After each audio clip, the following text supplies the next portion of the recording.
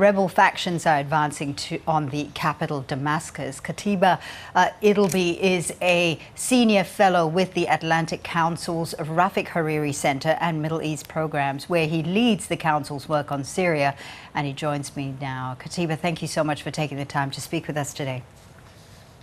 Of course, my pleasure. Thanks for having me. We have these rebel forces that are closing in on various fronts into Damascus. There were even reports yesterday that one of the rebel factions, HCS, had made a deal with Syrian forces to withdraw peacefully. How soon do you think before Damascus actually falls? So what we've seen today, actually just minutes before now, regime forces and government forces withdrawing from Homs city, the third largest city in Syria, and then the coalition of rebels with HCS have entered the city. I think as we move forward, we're probably looking at getting into Damascus into Damascus fronts in the next 2 days. But it's very much expected that the last fight that the regime will hold is going to be in Damascus and around Damascus. As you've mentioned, we've definitely seen more green lights, as in terms of rebels moving across the map in Syria. But the main offensive that is happening is moving from central Syria south towards Damascus. Other efforts that we have seen are more part of a popular movement where locals have picked up arms and kicked out regime officials and officers out of their hometowns. But it's really hard to say that this is an effective control that is really pushing the regime out. I think we will have to wait and see the main force coming from the north taking over large parts of Damascus to really say that the regime is completely out of Damascus and other areas in the south. I want to come back to the rebel advancement in just a moment, but first of all, I want to talk about Syria's usual regional traditional allies, Iran and Russia here. And both countries have told their nationals and their personnel in their embassies to leave Syria immediately. Is this a definitive sign of the end of the 54 rule of the Assad dynasty? Well, a lot of Syrians hope so. I think on the Russian side, Russia might be a little bit comfortable as long as its bases, its naval and air bases in the Syrian coast in western Syria are not touched. So that is really probably where Russia draws the line. But Assad has been a very unhelpful partner to Russia throughout the last decade. Let's remember that Russia only intervened in Syria in 2015 after Iran's Qasem Soleimani traveled to Moscow and actually effectively asked Putin to really intervene in Syria.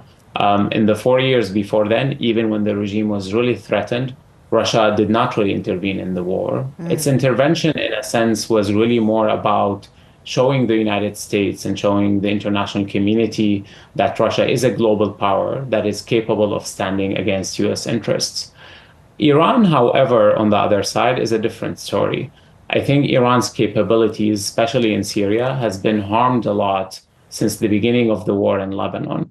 Israel, in that sense, have set up the conditions that really have weakened Iran and the Assad regime in Syria, whether it is the decay of Hezbollah and Iranian militias and assets across Syria and Lebanon, but also, in a sense, the siege that Israel has set in place, where it is preventing Iran from moving assets and military equipment across the borders into Syria. As we know, Israel has prevented Iran from landing airplanes that carry personnel or military equipment anywhere in Syria and Lebanon. And the land bridge that Iran used to operate through Iraq has been under direct threats by Israel and the United States to prevent movements of such equipment and personnel into Syria and eventually into Lebanon. And I think that's what has really put Assad in a very difficult situation in the last week. Elsewhere, of course, Turkey's President Recep Tayyip Erdogan had been under a lot of pressure in the last few years or so to address the influx of Syrian refugees into his country. He had also offered to try to resolve the hostilities within the civil war.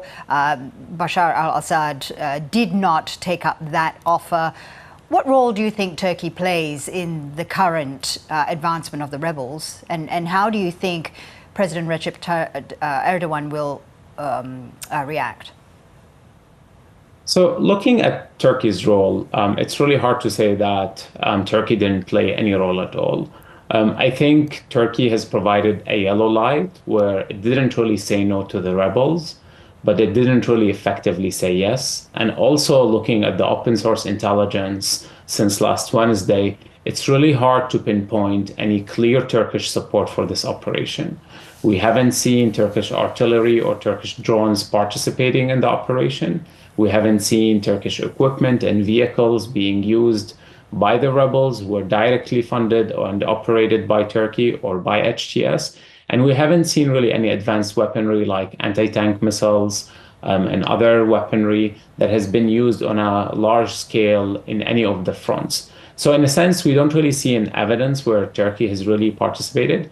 And I think also looking at Turkish position, Turkey would have probably known that this operation is ongoing, didn't oppose to it in the last minute because of the frustration from Ankara for the lack of engagement from Assad's side. And I think for that reasons, and also because now this movement by the rebels is feeding on its own energy, as we've all seen, the regime, the government's army is leaving behind its equipment, its ammunition, its weapons. So this movement has been feeding on its own actually equipment and ammunition. But also we've seen a rise in the popular movement where a lot of local Syrians have actually been joining the fight. So the expectation originally in the first days of this operation that the rebels will stretch out, that they will have to stop somewhere, actually did not happen because a lot of fighters are joining in. And the rebels didn't really have to stretch themselves then because of that feeding of fighters and ammunition left by the regime. And that leads us actually to how much Turkey could have an influence. I think the problem facing Erdogan right now, I'm sure Ankara is very happy where the rebels are going, but it's really hard for Turkey to play a very effective role in stopping this operation if they want to, because they don't really have control over how much weapons the rebels are winning, and they don't have control over the pool of fighters that have joined the fight in the last week.